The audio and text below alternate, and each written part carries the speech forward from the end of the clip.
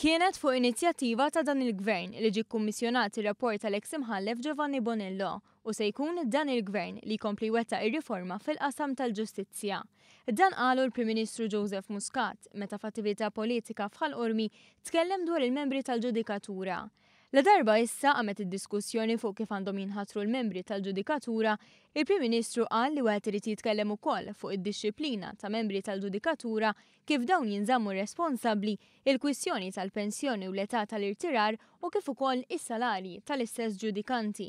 Hawnhekk il-Prim Ministru reaġixxa għal Private Members Bill li preżentat l-Oppożizzjoni li m'għandax taqsam xejn ma' dak li propona l-eks imħallef Giovanni Bonello minkejja d-dikjarazzjonijiet li għamel Simon Busuttil fl-aħħar jiem.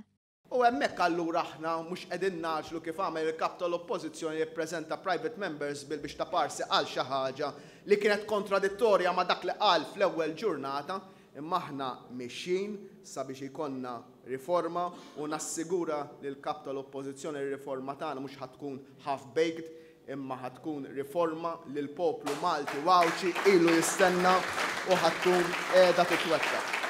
Il-Prim Ministru rrimarka kif Simon Busuttil qatt fil-manifesti li kiteb għal Partit Nazzjonalista ma tkellem dwar il-mod kif għandhom jinħatru l-ġudikanti u semma kif esperti legali kontradixxew dak li qal Simon Busuttil li dan il-gvern kiser il-Kostituzzjoni.